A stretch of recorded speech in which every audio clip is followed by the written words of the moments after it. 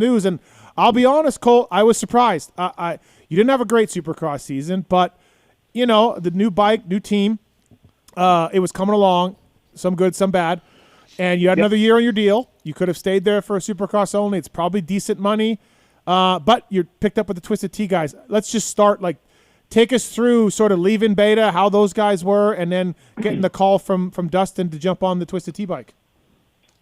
Yeah, it's I guess I'll try to make it as short as I can. I mean, first and foremost, I'm super excited to be a part of this team. I mean, like it's I've always talked to these guys ever since I was moving up to 450. We've always been in that conversation with HEP and Dustin, and so to finally be a part of the team is honestly really cool. And it's just a huge thank you to the guys that I was currently with, O'Neill, HJC on the personal side that let me pursue this opportunity. That was huge, and they definitely didn't have to do that. But they're such good people, dude. Frank and Mark and all the guys at O'Neill are really, really awesome people. George at HJC, everyone there was just great, and let me out of those deals to pursue this. And it was kind of weird the way it happened, honestly. The Beta deal was, it was a 2-year deal. It was some good money. It was, I thought, all right, even leaving even Salt Lake, I was like, hey, man, we, trials and tribulations, we had a lot of ups, a lot of downs, more downs than ups, throughout Supercross. It was frustrating, for sure. But at the end of the day, I thought we were kind of trying to, check some things off the list, and it was getting a little bit better. And, a few weeks after, we were just still having a few little things that were going on, and, within the team, the bike, things like that. And they felt like they wanted to kind of go a little different direction with me for the next year. And, that ultimately led to me just being like, dude, well, maybe we need to go a whole other direction with the thing in general, So kind of a weird deal, honestly. But I wish those guys the best, and even with Benny, it was fun having Benny as a teammate, and I've known Benny for years, and he obviously rode the thing really, really well, and that was cool to see. It really was, because Benny's finally riding to his potential, and I thought, honestly, he was really damn well on the thing. Dude, it was cool to see. He was riding so good. I mean, I've watched him ride for so many years that now I'm just like, dude, finally, Jesus Christ, dude, pull your head out of your ass. You couldn't be doing this, for years, and just to see him finally riding and, actually to his potential was really cool, and I was really happy for him. And even the rest of the team, my mechanic Taylor, I brought him on board to Beta. He was my guy for World Supercross the year before, and it was sad, leaving, but it was it really was a mutual thing. They kind of wanted to do a different direction, and so was I. And that's kind of the way it went. Yeah. And I thought this was more like weird. I thought this was more like, hey, we still want. You're like, hey, I gotta go. But it really was kind of mutually, is what you're saying. Yeah. Yeah, I mean, it surprisingly, yeah. I mean, a lot of people, kind of take that for what it is, and they just see what they see on Instagram nowadays. That's the world we live in. But there was a lot of stuff that went on behind the scenes, and things that we could obviously go into, but we won't. But I mean, it was just kind of a weird deal, and we both walked away just saying, hey, I wish you the best moving forward, and that was that. No animosity. I feel like on both sides, and it just didn't work. Sometimes you try things and it just doesn't line up with what you thought it was going to be, and vice versa. We just had Christian on, and his switch to Husqvarna for whatever reason, injuries, and hasn't worked. The steel frame, the bike, his injuries. Hasn't worked for him, and I told Christian the same thing. I put you in that spot too. You're better than what you showed. It just didn't work. After the races, I'd say hey man, does it help? I'd say to Colt, hey, look at Benny. Look at his qualifying times. Does that help? And Colt's just be like, yeah man, I'm not 6'4", and I'm not like nothing. None of Benny's stuff would work for Colt. Well, no, because you were injured at the time, probably when a lot of all that development or figuring things out was taking place. So, and definitely two different bodies. That's for sure. Well, I mean, it's just weird the way those things work. I mean, dude, obviously I train with Will, and I mean, he would tell you the same thing. Dude, he just got onto a factory Cowie that RV just went and dominated on, and he was just like, whoa, holy shit. This isn't what I thought it was going to be. But, if you go a certain direction with a bike and a team, and another guy hops on it, it doesn't suit sometimes. It took me a long time to adjust to the Honda, and Chase was winning on the damn thing, and obviously the Lawrence brothers win on it every single weekend. So it just took me a while. Then at the end, I finally started to be like, dude, I actually feel really comfy on this thing. This bike's awesome, but it takes time, and Unfortunately, I was, a little injured and beat up. But like I said, that's not to take anything away from Benny or the rest of the team or anything. He did an awesome job. He really did. If you had come in healthy at the start, would things have been different? Was it just too much because you're trying to get yourself back? You got this new bike that you're not comfy with. Would things have been different? Yes and no, because we were throwing a few curveballs right before A1 to defend myself and Benny a little bit. Yeah.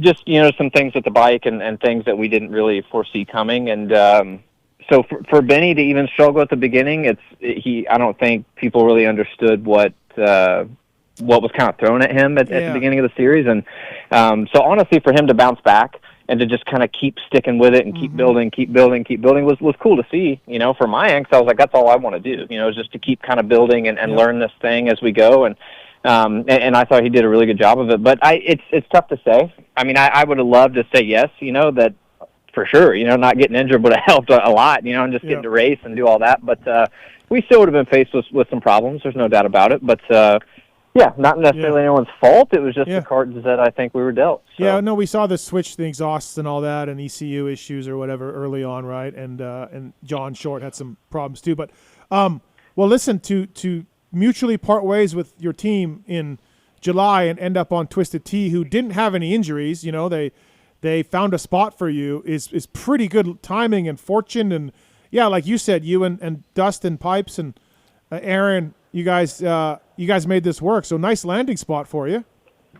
Oh, huge. Yeah. I mean, they're just really good people, I've known Aaron and Dustin from when Bogle was there, and good dudes, ironically enough, just being around them a little bit, I didn't know them really well, but they were just super nice people, just nice people that I thought I could work and be around. And Larry Brooks being there was a huge selling point, and obviously being teammates with Ken is pretty damn cool. So, the whole thing was it just felt like it was going to work. And then I finally got to ride the bike, and I was pumped, dude. Like the whole thing just came together at the right time, and I get to go race. And, I looked at this whole thing as just a big bonus. Like, hey, dude, I get to kind of shake down this bike quite a few times before we go race in 2025. And, hopefully get an opportunity to go race World Supercross if that's a thing, and moving forward, and SMX and all that stuff. So I was excited. I was just blown away that they were able to make this happen and wanted me there bad enough. I thought that was really cool. It's always a cool feeling to be wanted. Absolutely. So it was, it was nice. I'm really glad it worked. It was just a cool deal. I said earlier that you'd be at Washougal, but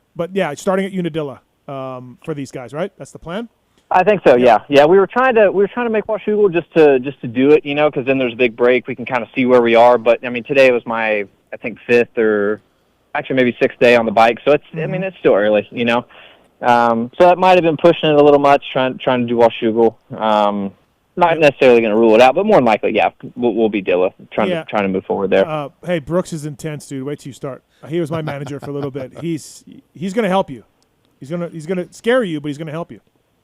Yeah, and I honestly was pumped on that because I'm like, dude, I mean, I came from stars, Bobby Reagan. I didn't really get much scarier than that, So I think it's great, and Larry's passionate. Like, dude, he loves this stuff. Like, even he's came to the track with me a few days, just me and him, and it's just cool. Getting to kind of bullshit and bench race a little and talk about the old days and stuff. And dude's just been around for so long. He's got so much knowledge and so much passion, for what he does. I thought that was really, really cool. So you're like, I'm just pumped. You're like 40 back in the SMX points. I have to believe this is a goal for you to get in there. Yeah, I mean, I would love to. That obviously the biggest goal is just to try and get some data for the next season, whatever that means. Yep. But we'll race and then see where we are. And that LCQ is probably going to suck, but if we got to do it, we got to do it. It is what it is, So Phil did it last year. So I mean that's the goal. I think, to just get some data, see where we are, and I know we're going to have to go back to the drawing board a little bit and work on some stuff. But overall, dude, it's been a really fun few, I guess, a week now or so since we've been going on this thing, and it's been cool. I've been super pumped on it. Expectations? Where do you see yourself at Unadilla? Tough to say. I honestly don't know. I know how I feel, like just getting to ride consecutively for the past week or so has been really fun and a nice little change here. I've been off the bike for a little while, so For me, just trying to stack some data, and whatever that puts me is where I put me. I literally am just going to go in with zero expectation. I have no idea what that means. But I know where I want to be, like I want to try and get back and, be a top 10 single digit, guy and move forward. But dude, I've only raced one outdoor before. That was Washougal last year on a 450. So, we got to kind of keep the expectation a little low and just kind of see where we are. What did you do, like 12-12 or something, or 12-11, something like that, right? Washougal last year? Where's that? 10-10. 10-10, yeah, okay. So, yeah, not too bad. You answered a couple of my questions about, and I knew this, but for the listeners, you do have a 2025 deal, right? This is for all of next year, the deal? Yeah. So at the moment, they're still trying to work through a few things, contract-wise, just to try and make sure we're set in stone. But yes, that was mutually agreed with both of us. This is just kind of to get us going right now to say, hey, like we want to move forward and at least get these races in, just so you can race, and then we'll figure the rest out as we go, and that's kind of what we did. So. And then World Supercross, you mentioned that. Do you want to do that? Did they ask you about that? What's your thoughts on that? Because it's in the fall, obviously, pick it up this year. Yeah, we haven't really discussed it too much. Okay. I would like to do it. There was like a mention of it since they are locked in with that series still to go, obviously with Ken going. If it's an option, I would love to do it. I don't know if it is or not. That's something we need to obviously discuss. But, dude, I would love to be a part of it. I had fun last year. It's just more opportunity for me to race and get to travel the world. I mean, why the hell not? It'd be cool. Exactly. Yeah, it'd be so much easier come A1 if you got a couple of gate drops underneath of you. That's for sure. Oh, it'd be huge, yeah. I mean, just for data for Supercross and all that kind of stuff. I know they left off in a good spot with Ken, and obviously the bike is capable for sure, and I just want to get some gate drops on it. It's never the same when you're just riding it. Until you go race it, then anything that's going to be a problem, it always rears its head then. So I'm kind of like, well, we need to race, and just kind of see what we need to work on or if we do, and go from there. So, yeah, if I have an opportunity, I would love to do it. I think it'd be fun. Renthal.com, bringing you Colt Nichols here on the show. Please check out Renthal, official bars and sprockets of Honda and Cowie and Red Bull KTM and so on and so forth, Renthal.com. Colt, obviously, your bike has a Kickstarter. People make fun of it, and they haven't changed the bike much over the years, and there is that. But then Kenny's won races on it, and it is a solid bike. So what's your initial takeaways of the Suzuki RMZ? Yeah, I mean, honestly, I was pumped, dude. Even the first day riding it, I was like, okay, yep. I get it, Kickstarter, you hear all the bullshit about it, but I'm like, dude, this is a solid bike, it really is. It was solid. I thought it handled well. It turns extremely well. It felt light in riding it, in the air. Felt like I could throw it around the way I wanted to, and I just felt like I could get comfortable on it, which was a good feeling. The Beta has a pretty wide tank, and the actual bike feel, like in between your legs, was a little bit vague. So for this thing, I just feel really connected to it. It felt really movable, and I was pumped on it the first day I rode it. So now moving forward, obviously we're trying to pick it apart as we go, but you have to put in that time to do that. And it kind of sucks. Like I hate having to switch and be on different bikes. Everyone's like, dude, you rode every brand, and I'm like, well, it's not my choice. It is what it is. This is where I'm at. So. But dude, I'm pumped. It's mainly the staff, they have so much data. If you haven't changed the bike in 6 years, you probably got some good data on it. So it's like, well, that's a huge plus. And, we didn't have any of that this past season, with the brand new bike, brand new team. So now that's an interesting point, because you had a team that had zero data, right? and a brand new to a team that, that machine, to your point, hasn't changed to where they haven't had to go out and figure a new change out and get it right. So, there's the shopping mall when you go down there and you're going for all your parts and what you need to find yourself. It's there, and all those parts have been proven. Yeah, that's the part that's really nice, and then you have to look at obviously what Ken has done and then what they've done to make him happy, and just say, okay, well, I think you can trust that, it's not like Ken is not capable or anything. Like, the dude wins races every single year. He's one of the best I've ever seen ride a dirt bike. So for Larry and that whole team, Dustin and Aaron, everyone to do what they've done with Ken, and, just to see the progression that the team has made from, 5 years ago to now is crazy. And, just the data is huge. You don't realize how that is. I mean, I listened to Joey talking to you, I think, about, data with the Triumph and, working through things and going to new tracks and you don't have it and this and that. It's like, it's a really big deal, and Triumph has such an experienced staff. Mm-hmm. So it's like, it's crazy, you just don't think about those kind of things until you're faced and you're in that position. You're like, damn, I wish we had something to lean on a little bit. So for me, it's cool. It's a little more reassuring, I think, and then if you feel good with the bike and you like it and you like what's underneath you, then everything else seems to kind of come together pretty well. And right now, I really like where I'm at, dude. I'm happy. Being with the team I'm on, the bike I'm riding, I'm happy. And if you're happy, that's all that matters. So a lot of people talk about, and you mentioned this, Colt. A lot of people talk about Suzuki turning. The thing turns. Yeah. Yeah, it turns almost too good. You almost have to try to straighten it out a little bit at times. It turns phenomenal. I was blown away. Felt like I could do some of the things I was more accustomed to doing. And I rode a Cowie a lot growing up, and even last year for the SMX stuff, and some of the stuff that I liked about it, it still felt like I could do a lot of that on this bike, which I thought was really cool. I mean, they're completely different motorcycles, don't get me wrong, but the turning's been unreal. I feel like I can just lay into any corner, and I'm like, oh, that's a pretty nice feeling. It's cool. So I've been super pumped with the way it turns, the way it handles, and like I said, Larry is the man. It's really cool having him at the track and just kind of going over stuff. And he's like, yeah, the boys tried it, and you can try it if you want, but you just got to know for yourself. And I'm like, yeah, that's really, really cool approach, and it's been cool working with him so far. He's going to scare you at some point. He's going to scare you, I'm telling you. I can't wait. Yeah, I cannot wait for it. It's going to be great. We got some phone calls for you, Colt, here on the line. AC is on 3, not Adam Cianciarillo, but another AC. What's up, AC? What's your question for Colt Nichols? Yeah, not Adam Cianciarillo. What's up, guys? Colt, just calling in, big backer. Just wanted to know how the growing pains are going from team to team. I know you've done it a few times, but this time you're going from probably mechanic of the decade to some new guy. Just want to know if that's been a hard transition.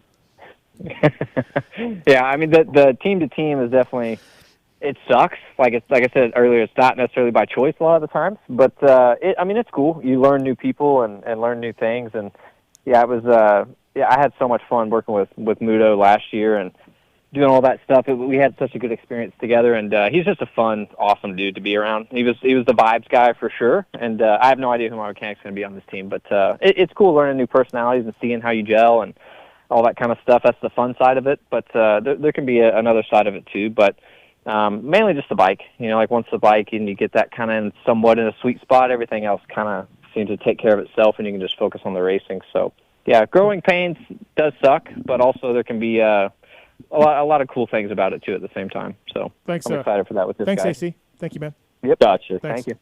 Bill is on 1. What's up, Bill? Not much. How's it going? Good. What's your question for Colt? So 2 questions for Colt. Coming out of 250s, it seemed like there were some riders that you had covered, especially when you were on the 250 on the East Coast and Supercross, that maybe got rides that seemed better, factory rides.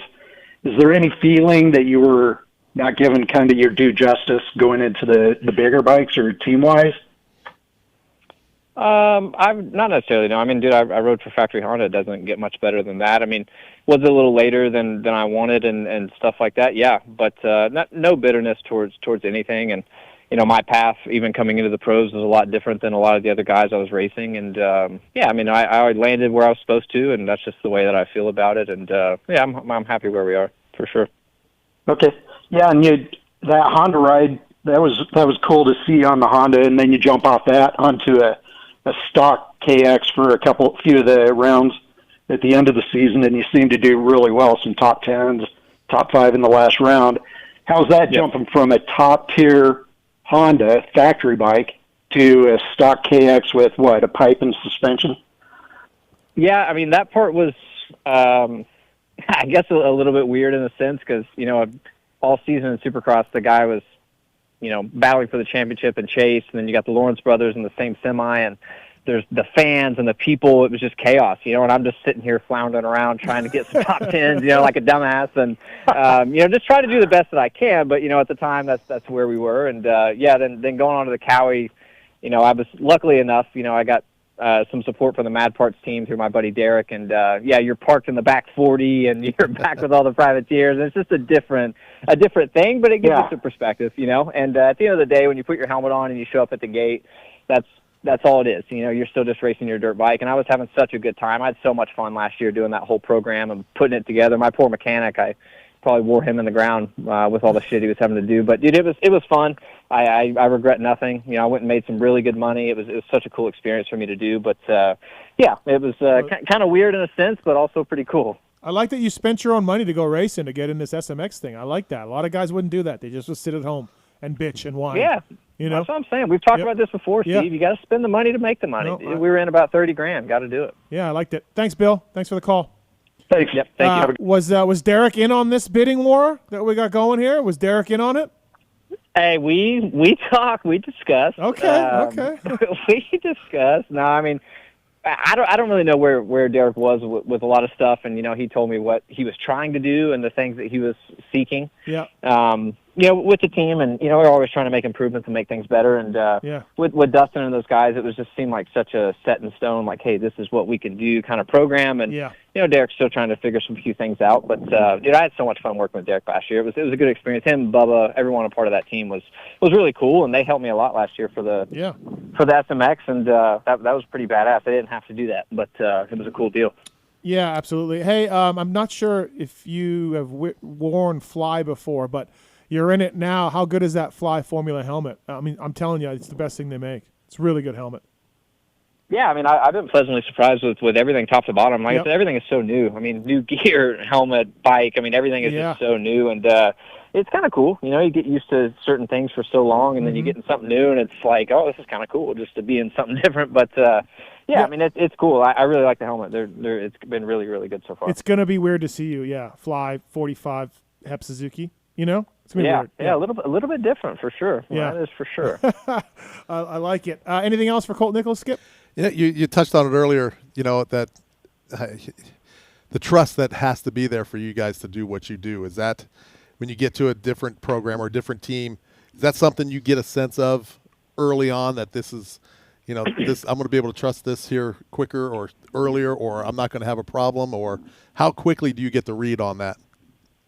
Yeah, absolutely. I mean, you kind of hit the nail on the head there. I mean, when you have problems, I mean, whether they're out of your control or not, you still have them, Yep. And then it weighs on you a little bit, when you have, another problem, and you're just like, man, it kind of starts to mess with you a little bit. So coming aboard to this program, like I said, on a bike that's so proven, been around for so long, I mean, surely they got this thing figured out by now, right? Like, it's been quite a few years, same thing. And, it just gives you a really good reassurance, and knowing the people that are there are really, really passionate and been doing it for a long time. It just really gives me like a good sense of confidence knowing that I can go out and do my job. And I mean, it's dirt bikes, things break and shit happens, but to know that, you can kind of cross the T's and dot the I's is a really good feeling for me as a rider, for sure. That's good to hear. Yeah, cool. Yeah. Awesome, man. Thank you for the time, Colt. Congrats on the new gig. And we'll probably see you at Unadilla on the 45. And looking forward to it, man. Yeah. Thanks for the time. Appreciate it.